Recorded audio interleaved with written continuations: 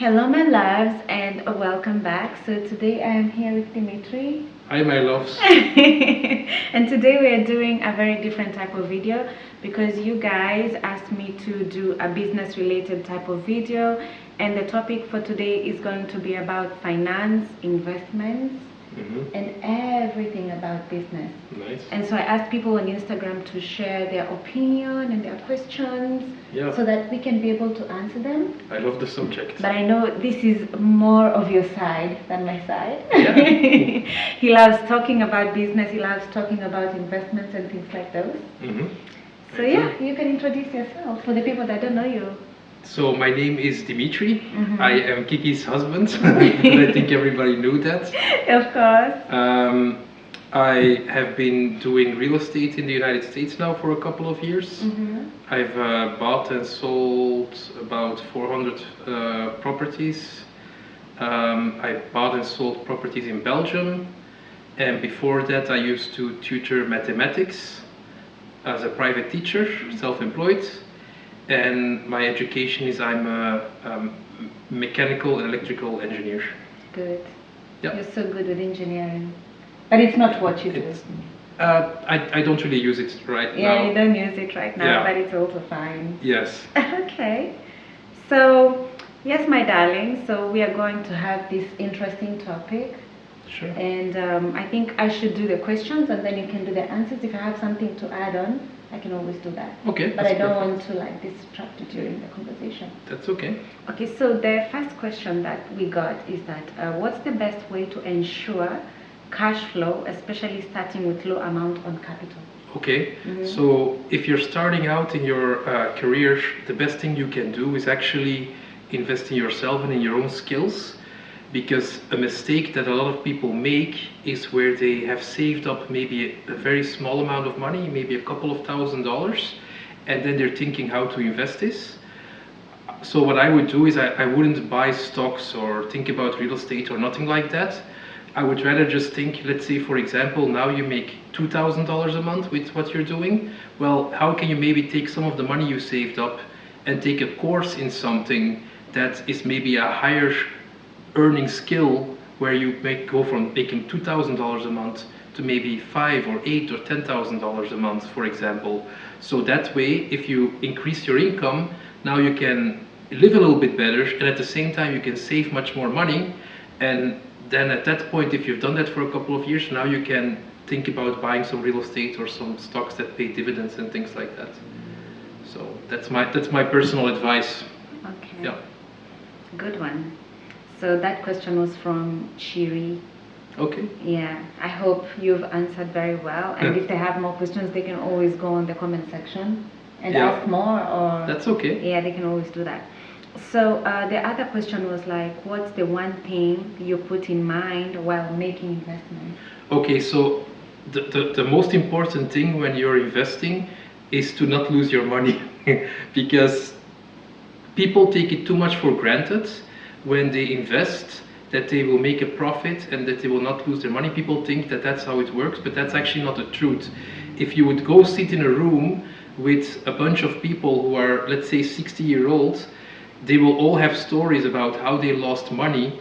And typically the way you lose money is you buy things that you don't really understand. So someone talks to you about buying some land in Brazil, or somebody talks to you about buying this special crypto coin that is going to be doing whatever, and that's how people lose their money. So for me, the most important thing, I feel like, I work very hard for my money, and I think most people do. The most important thing is to not lose your money. So I would say make sure that if you put some money in investment, that you don't lose your money and that you understand what you're actually buying. Okay. Yeah. The other question was, what's the best way to invest in dollars or Kenya shillings? This question was from a Kenyan. Oh, okay. So I think what they are really asking is, should they hold Kenyan shilling in the bank account or dollars? Yeah, or even euros. Right. Yeah. Okay. So yeah, you can always think about, so you have to understand first of all, what is a dollar and what is a Kenyan shilling. The mistake that people make is they think that a shilling or a dollar is a fixed unit. But what you really have to understand is governments around the world, they manage their finances pretty... He always tells me this. they manage their money very bad. Yeah. And then governments have two ways of getting more money.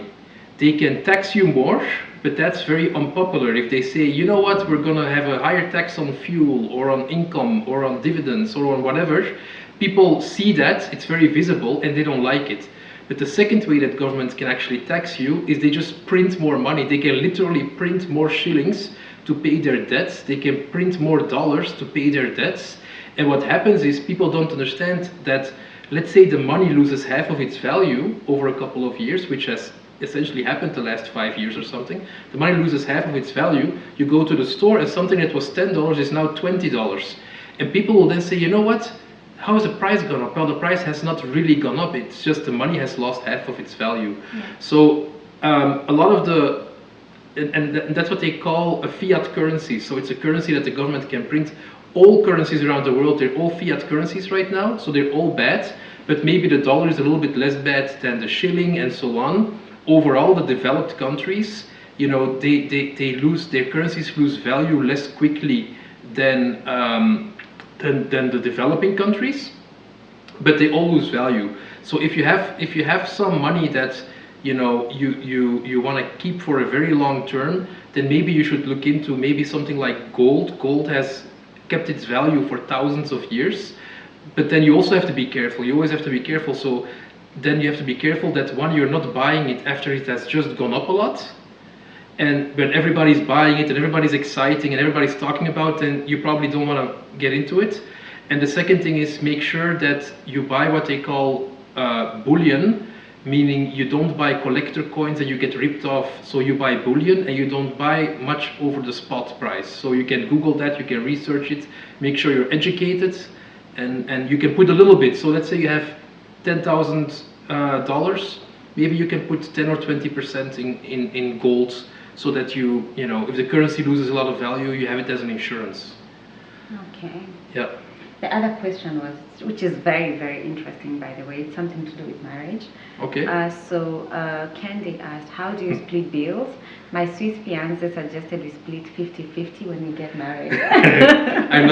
I'm not gonna give you marriage advice. I mean, I know for us, you know, for me, I'm okay taking care of many things, but people are different and situations are different. You know, if your husband has a regular job and you also have a regular job, you cannot expect your husband to pay all the bills. Everything, that's not reasonable, of course. But maybe if your husband is a higher income earner and you're staying at home and you're taking care of your husband and keeping the house clean and everything, then maybe it's fair that he takes care of the big bills. So, I agree. Yeah. I agree. I'm not so much into 50-50 though.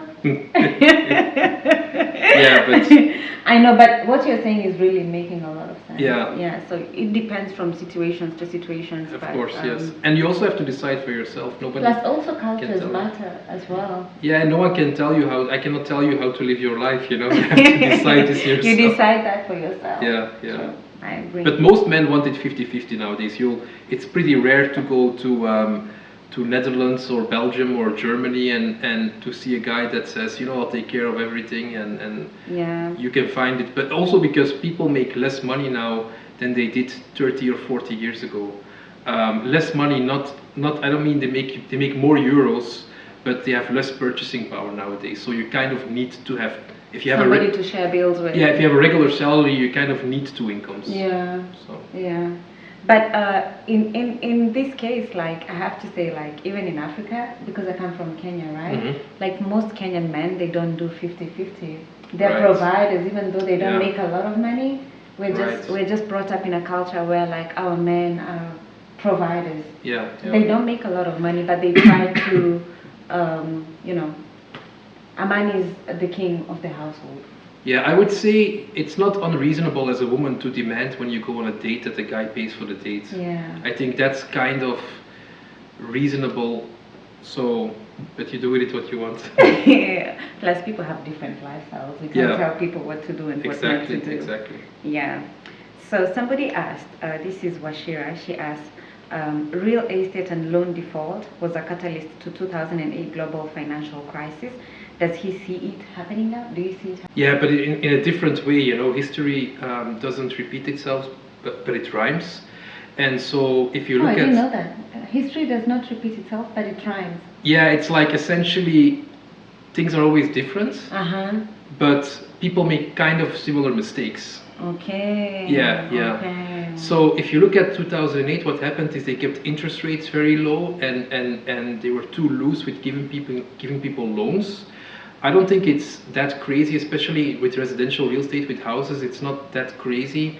The exuberance is not that crazy as it was in 2008, but mostly it's in commercial real estate where there will be a bigger slaughtering of people who were naive and they bought properties at cap rates, which is what they call in commercial real estate. That's the rental yield. They bought it maybe at 3%, but now if the interest rates are much higher, they're shooting up right now. So if the cap rate goes from 3 to 6%, now the value of your building can be cut in half. Okay. So to make a long story short, commercial real estate is much more interest rate sensitive, and the interest rate on loans has gone up a lot right now. So I think in commercial real estate you can see a lot of people getting in trouble, which then gives opportunities for people who have some money and want to invest in that sector. She also asked if it does happen again, how can one be prepared to weather the storm? Yeah, I mean, get your own house in order. So everybody has an income, expenses, savings. So make sure your income is higher than your expenses, and try to have some money aside. Try to have some cash, and be ready for opportunities. And when you put on the TV and everybody's telling you how the stock market will never recover because it dropped 70%, then maybe you should think about putting some extra money in in an index, and when everybody's panicking, that's the opportunity when you want to buy, and if you have cash, then you can buy. So that's how you can be prepared for it. Cool. Yeah. What's the one thing you put in mind while making investments? What's the one thing you keep in mind? We did that already, no? I think so. Yeah. I think it's basically like the first or the second question. Yeah, you don't lose money. Just make sure you don't lose money. That's the first thing, you understand what you buy, you don't lose money. Yeah. What's the best way to ensure cash flow, especially starting with a low amount on capital? I think it's for a business. That was the first question, I think. Oh, wait. Was that the first question? Yeah. Ah, okay. Okay, ask him about the money market, how to identify a legit money market. Well, I don't know what you mean with money market. In the United States, what they mean with money market is a money market account where you get a little bit of a higher interest rate. I think they mean possible investments or something. I'm not sure what they mean with money market.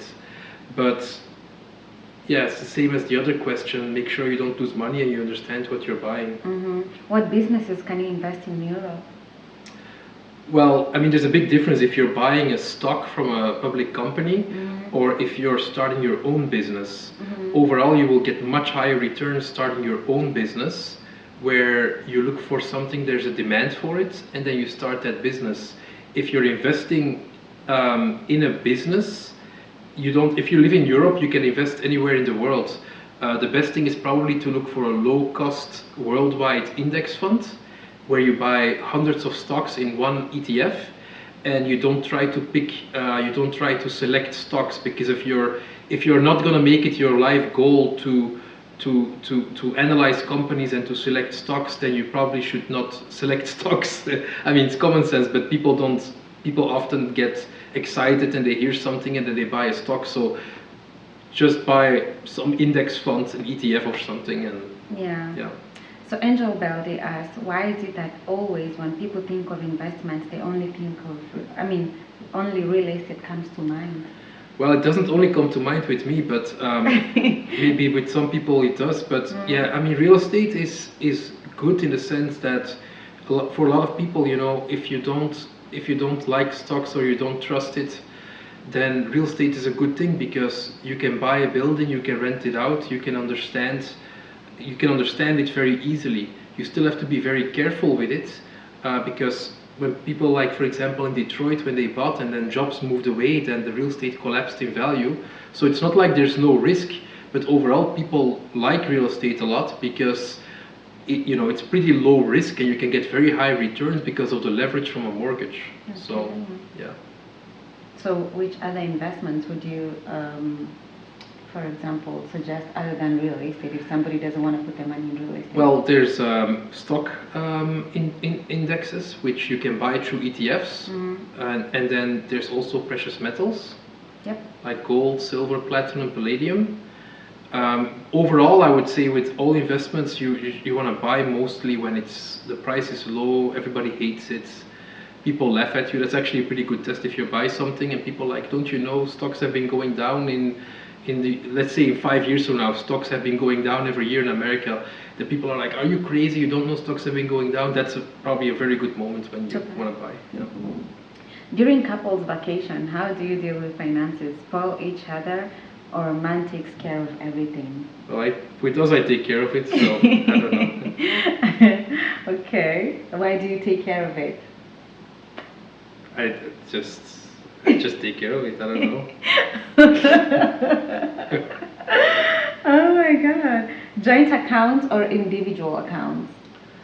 Well, it depends. If you have two incomes and you're splitting the bills, then you probably want to have a joint account for the big expenses like rent or mortgage or whatever, and those things. If the guy takes care of the bills, then maybe you want to have a bank account for the woman. But you should each have your bank account either way. Yeah. But you might have a joint account for some big expenses. Yeah. Okay, so let's go to the other question. What are the best high ROI lazy investments for single women with high disposable income? Okay. If you have a high disposable income, well, you don't need a high ROI. I don't know what you mean with a high ROI. So return on investment of, some people say 10% is high. I consider that pretty low. But the good news is, if you have a high disposable income, you don't need to take a lot of risk. If you can invest, thousands or tens of thousands every month, and you get an 8% return, you can go on a calculator actually. If you invest a couple of thousand, let's say even $300 a month, you invest that for 30 years in a stock index, you get 8%, you have $1 million. Because people will say that's not true, Dimitri, you only invested maybe 100 something or 200,000, but all the interest, it accumulates for decades, and now you have $1 million. So you can probably just buy a stock index, there's companies like iShares, there's some other companies, Vanguard, they have like stock indexes where you're buying hundreds and hundreds of companies in one ETF. You can set it up even automatically, where you buy it on the 1st of each month or whatever, or the 15th of each month, and then you just invest it like that. You do that for a decade or 2 decades, and now you're well off. You're free. Yeah. The other question was, how do you conduct a good market research? Well, it depends for which investments. So, that's a very broad question. Yeah. I would say overall, if you invest, you want to make sure you're buying something you understand. And if you're investing in something very specifically, let's say you want to buy land in the Midwest in America, I'm just saying something, you want to understand how people lose money and then not do that. So you want to be careful. Somebody asked, actually her name is Julie, okay, what investment can you do with 2,000 USD? Yeah, you invest it in yourself. You invest it, you take you invest it in your, first of all, I would keep a cash reserve. So, but let's say you have $2,000, that's out, I would keep 6 months of expenses, personal expenses in cash if you can. But let's say you then have $2,000 extra, I would say you buy a course or something where you can increase your income. Because think about it, if you make $2,000 a month and you have $2,000 you can spend on yourself to double that income, that means each month you get a 100% return on the $2,000 you spent. There's many things you can do nowadays. You can do a lot of things on a computer. You can do coding, you can do, if you just go on upwork.com and you look at all the jobs that people do, from graphic design to many, many things, but the point is you have to be really good at what you do. Yeah. And you become really good by taking some courses and they can even take courses on Allison. Yeah. There's many things you can do. To invest it, in like a real investment, yeah, I don't know. I would just keep it in cash maybe, because if it's a limited amount, then I wouldn't worry too much about it, because even if you get a 10% return a year, that's $200 a year. That's not gonna make much of a difference in your life. True. So how can I start real estate investment as a young person with not so much capital? Candy asked that. And where's Candy from? Kenya. From Kenya. Yeah, I think so. Okay. Well, you can be a real estate agent. You can start to be a real estate agent where you list other people's property and you get a commission. The easiest way to get into that is to list rentals first. For people. You list rentals and then you actually try to get a sale. You can also do it in America. You can look to virtual wholesaling real estate, or you can also do in Kenya other things that are related to real estate and get into it that way, like property appraising, or but I don't know how developed all those industries are in Kenya. But a real estate agent, you can be anywhere. Yeah, true. So somebody asked, she asked, how do you save and travel? How do you do it? I mean, she meant, how do we do it? How do you save and travel? Yeah. Well, I don't. How do you save and travel? Save and travel. Okay. Because I want to say I don't save to travel, because, yeah, yeah. So how do you save and travel?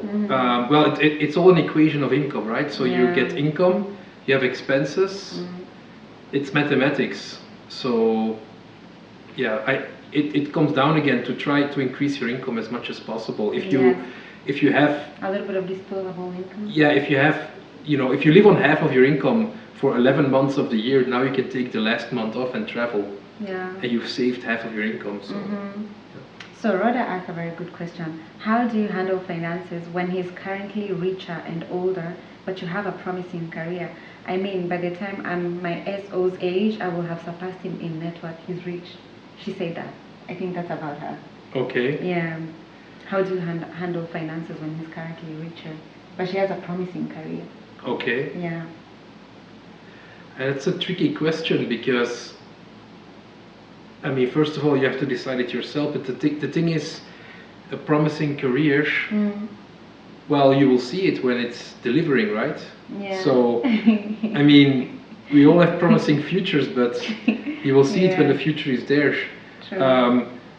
It probably, if you have, let's say you're a student and your husband is well off, then it's common sense that your husband will pay for a lot of things. So, but it also depends if you're married or not. So how would you, like, for example, give her an advice on how she should handle her finances? Or I don't know, it's a tricky question. It's a really tricky question. Make sure whatever you do, you always have some money for yourself on the side, Yeah. So, what investments can you do here in Belgium as a Kenyan? I don't know, I don't invest in Belgium, so... You don't invest in Belgium? No, I don't. Basically, I think those are the questions we got, but if people have other questions, they can always ask. And I don't know if you have any other, like, general advice you could always give to people. Yeah, I would, about finance, about all of that. Yeah, I would say more things are possible than people think. Yeah. But the thing is, you have to find something where you're really good at. Like, you can sit in Kenya and you can make, $5,000 a month, which is what, like 600,000 shillings a month. Yeah. You can do that if you find something where you really are good at what you're doing. Whether it's graphical design or sales over the phone, or something, a skill that can give you income, and then when you invest a good portion of your income, and you think long term, don't think about 3 months from now, but if you do that for 10 years, if you invest, let's say, $3,000 a month for 10 years, now you are free, and you might only be in your 30s, and you don't have to work anymore. So. It's possible. It's possible for most people. I agree. Yeah. I agree with that, 100%. I know this is a topic you always love to talk about, and if people have any other questions, they can always ask on the comment section. Yeah. And also, please don't forget to subscribe, hit the notifications bell, and also share this video with your friends. Yeah. If you also like these type of videos with me and Dimitri, where he's just talking and answering your questions, I am happy to do so because it also makes my work easier. You're a journalist then. I'm a journalist. I am a journalist. It would be always nice to do this at least once in a while. Yeah. It's things that you love to do, and yeah, we can always talk about this. Sure. Yeah. Should do it again. Thank you so much for helping me, baby, to do this video. I hope it was useful for your viewers. I think it's very useful. Yeah. Nice. I thought it would be longer, but I'm happy it's not really long. Yeah, I mean, Yeah. you know, the basics are very short to explain. True. So now if you go into one specific investment, of course you can talk the whole day If about there's that. something they don't understand, they can always ask a question and we can always do a video about it. Yeah, Where you can explain. I'll be happy to do that. Thank you. Thank you so much, guys. Thank you so much for watching, and I hope it was useful, and subscribe. I hope so too. And please like. Thank you. We did all this work for you guys. for you guys. Thank you guys. See you in the next video. Bye. Bye-bye.